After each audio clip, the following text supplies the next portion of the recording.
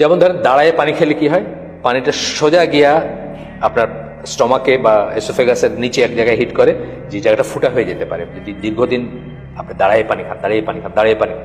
বসে পানি খেলে কি হয়, আস্তে আস্তে জিনিসটা নামে। স্কোয়াট করে পায়খানা করলে কি হয়, আপনার পায়খানাটা ক্লিয়ার হয়। কোমরে পায়খানা করলে সেটা হয় না। এই এক গ্লাস পানি খাওয়া এটা কোনো ব্যাপারই না, তাই না? পশ্চিমা ওয়ার্ল্ডে বা কোথাও এটা কি কেউ চিন্তা করে যে এক গ্লাস পানি কেমনে খাইলাম? আমাদের কিন্তু এখানেও চিন্তা করতে হবে যে এক গ্লাস পানি কিভাবে খাইতে হবে, কিভাবে খাইলে আল্লাহ সন্তুষ্ট হবেন, কিভাবে খাইলে রাসূলের কথা পালন করা হবে, এবং কিভাবে খাইলে সওয়াব হবে, কিভাবে খেলে গুনাহ হবে। ডান হাতে খাবো, বিসমিল্লাহ বলে খাবো, বন্ধ মানে রয়ে রয়ে খাবো, গড়গড় করে না। হ্যাঁ, আসে না আদব, আসে না সুন্নাহ, আসে না? এই কাজগুলো যদি আমি আল্লাহর কথা মনে রেখে, রাসূলের কথা মনে রেখে করি, এই প্রত্যেকটা কাজ ইবাদতের কাজ। উল্টাটা যদি না করি, বা হাতে খাইলাম, হাঁটতে হাঁটতে খাইলাম, দাঁড়ায় খাইলাম, বা একটা কিছু করলাম, বুঝছেন না, তাইলে কি ইবাদতের উল্টাটা নেগেটিভ যেটা সেটা হবে আমার। এটাই বলতেছে সচেতনভাবে এইভাবে সম্পন্ন করতে হবে। এগুলি সবই আল্লাহর সার্বিক পরিকল্পনার অংশ। অনেক বড় একটা কথা বলছে, প্রতিটি জিনিসের ভিতরে মঙ্গল আছে, কল্যাণ আছে, এবং আল্লাহর পরিকল্পনার অংশ। যেমন ধরেন দাঁড়ায় পানি খেলে কি হয়, পানিটা সোজা গিয়া আপনার স্টমাকে বা এসোফেগাসের নিচে এক জায়গায় হিট করে, যে জায়গাটা ফুটা হয়ে যেতে পারে যদি দীর্ঘদিন আপনি দাঁড়ায় পানি খান।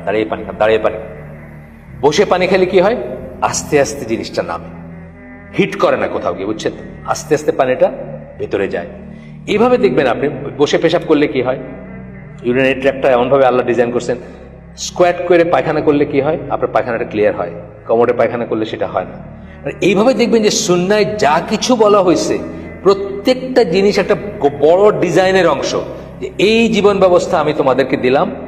আল্লাহ বলতেছেন যে এটা হলো সিরাতুল মুস্তাকিম, এটার উপর থাকবা। সূরা আল আনামের 153 নম্বর আয়াত সম্ভবত, সিরাতুল মুস্তাকিম এর উপর থাকবা, এটা আমার পথ, যদি অন্য কোনো পথে যাও তাহলে বিচ্যুত হয়ে যাওয়া। বা এই সামারিটা বললাম আমি। সচেতনভাবে সম্পন্ন করতে হবে। এই মানে কি বলে, এগুলি সবই আল্লাহর সার্বিক পরিকল্পনার অংশ, মানে আল্লাহর ডিজাইন। এইটা করলে জীবন বেস্ট চলবে, এটা করলে আখিরাত এবং দুনিয়া এবং আখিরাতে বেস্ট কল্যাণ, সবচেয়ে ভালো জীবন চলবে। আচ্ছা, তা মানে ইসলাম আমাদের শিক্ষা দেয় যে প্রথমত মানব জীবনের বহুমাত্রিক কর্মকাণ্ডের সকল ক্ষেত্রে স্থায়ী ইবাদতই হচ্ছে জীবনের সত্যিকার অর্থ বা উদ্দেশ্য। সকল ক্ষেত্রে স্থায়ী ইবাদত মানে সকল ক্ষেত্রেই ইবাদতের চিন্তা করবেন আপনি, এবং সেই মতো জীবন যাপন করবেন।